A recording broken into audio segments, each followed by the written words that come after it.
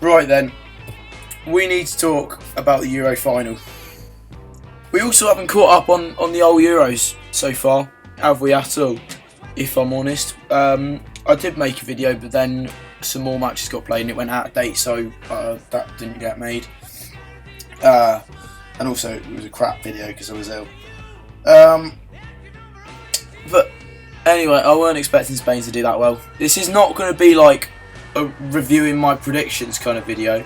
It's going to be more of like, this is what's happened, this is what I think is going to happen, because we got one game left now. It's, oh my god, I'm shaking all over. But I do just have a feeling, right, that we might be doing it, and this is why I'm saying that.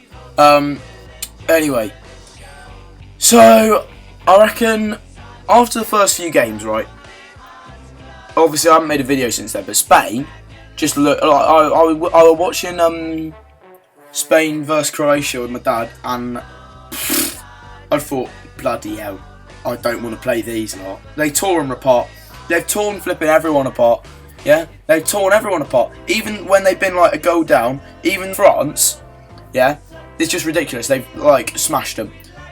They just, after the first few games, even after the first one game, you could tell like they're the best team in this. We were saying maybe Germany, but they're the best team in. Obviously, they knocked Germany out, but I think they're the only team in the competition that could have done that, apart from us. And everyone started saying Spain are probably going to win. Everyone started saying it's going to be Spain or Germany, yeah? And they were expected to win. But England, right, after the first few games, everyone was slagging them off. All these memes about, like, Gareth Southgate. I mean, it is quite funny. Gareth Southgate wears, like, a high-vis suit to take the bins out. Gareth Southgate wears swimming goggles in case it rains. But, like, we haven't played... We have played quite badly. But the thing is, we have that resilience. We like to capitalise on the moment when you sort of like relax and you think you've won. If you're just waiting and you're waiting for that moment where they're like, yeah, surely we've beaten these now, and then you just pounce and it's like 2 quick goals, bam bam. Like Man City do this a lot. It's a good tactic, right, where you save it up and then when they think they won, you go bam bam and hit them with 2 goals and flatten them, and they lose all their morale. But it's better to do it later on, and it's also more exciting. Like, who doesn't like a late goal or a late comeback, right? Not only is it more exciting, it also is going to knock the stuffing out of them. And you can see that from the way that, like, Virgil van Dijk's crying, or all the Slovakia players have got their heads in their hands like that. That Switzerland bloke just goes like that when he missed the penalty, and like when Saka scored that worldie as well. Like, if you think about it, say you score the opening goal of a match and it's like 15 minutes in, yeah, it wouldn't be that uncommon, it wouldn't be that surprising, yeah, it's quite easy to then go and equalise by the 20th minute, yeah, 5 minutes later, because you've still got so much time left that it's not like a big issue. It's not like, oh my god, we're going to lose, because you've still got loads of time. And it would be quite easy to take 5 minutes and then you're level again. But if you break a deadlock after 85 minutes, that's really like smashing the opponent's morale. Do you know what I mean? Like, they're going to go, oh fuck's sake, we lost now. If you like level all the way through and they're preparing for extra time, and then you just like knock a goal past them, they'll think, right, well that's that then. They're not going to believe in the same way that they would earlier in the game. They're not going to have that belief where it's like, yeah, come on, we can go and win this, because they're going to be like, oh, game's lost now. I think Gareth Southgate has sort of accidentally stumbled across this tactic. I just think if we carry on doing that, we catch people out. And if we catch people out, we win games, and if we win games, we win Euros. Obviously, we have experience in the final, right? Going on to another point, we have experience, because I know, like, 4 years, right? Seems like a long time, but that's the last time this competition was played. It was England in the final, right? That was the last Euros game before this summer, which is kind of crazy to think about, right? The fact that hardly any of Spain's squad, right, have experienced that. When if every England fan knows that heart rate now, we know what it feels like to win. We know like the biggest highs, like literally on Wednesday against Netherlands, that was the biggest high. We know what it feels like to score in the final, to go ahead and think we might actually do this. And win in the semis and just like believe. We know what it's like. to be there, winning it, but we also know what it's like to just like have it all knocked out and heartbroken at the last minute. We've been there too many times. Do you know what I mean? Like 58 years it's been, every single year. But we know what it feels like to win because we how close we've come, right? We're just going to try and remember what worked last time and what didn't. What works when we win and what works when we lose. And what works when we score and what works when we concede.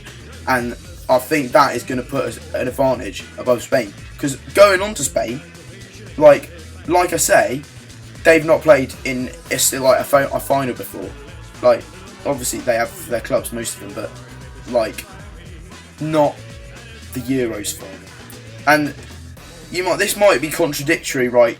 Where it's like it's the Euros final, it's the biggest game of all of their careers, right? Whether they played in the Champions League final, this is the biggest game that they will most likely ever play. But it's England, and you're supposed to win against England. They will be going into this thinking, bloody hell, it's the Euro final, but they also be thinking, it's only England. Like, everyone expects us to smash them. So, if that, like, sort of collides, if they let those things clash, where they're thinking 1 minute, they're thinking, oh, easy, we're just not these past them, and then in the back of their mind they're thinking, oh, what if we don't? What if we don't just bash them? It's the Euros final, anything can happen. What if we don't just, like, annihilate them like everyone says?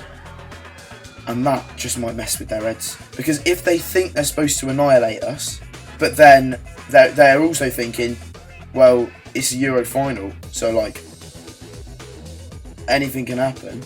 If they're thinking both of those things at the same time, that is really going to mess with their heads, right?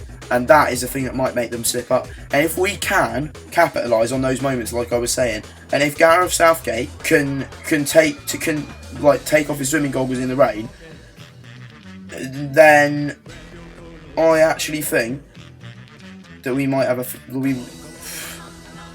It's just so tough to call. It's just so tough to call because we should be winning. You know what I mean? Like we've kept our fans on our toes all the way through the competition, yeah, and we look much more likely to be knocked out. So we're more relaxed, but that might be the thing that's our downfall. So it's just confusing because you never know. That's the whole thing with football, right? But if you want a prediction from me, and this is going to be the outro of the video, is going to be, if you want my prediction, I'm recording this like 20 past 8 the night before the final, and I'm planning to upload it like tomorrow morning, so like a few hours before. If you're watching this now, right, my prediction for the record is 88th minute, Spain score, don't care who it is. Minute later, like 89th, 90th minute, Ivan Toney levels it, and then Kane wins it in stoppage time. Honestly, my prediction, right, it would just be like the most poetic thing to ever happen, because that's what's been happening through the old competition. Like after Bellingham scored that bicycle kick and we beat Slovakia, he said in the interview, it won't count unless we win. Like, it's a great goal, but unless we win, that's not going to mean anything. And I thought, well, yeah, after that, there's no way we're going to win. But we're in the final. Like, people are saying, oh, you've got no chance, but we're one of the two teams left in the entire of Europe that has got a chance. And at the start, every team in Europe had a chance. At the start of qualifying, if you were in Europe, you could win it. Now, it's just us and Spain, right? That's so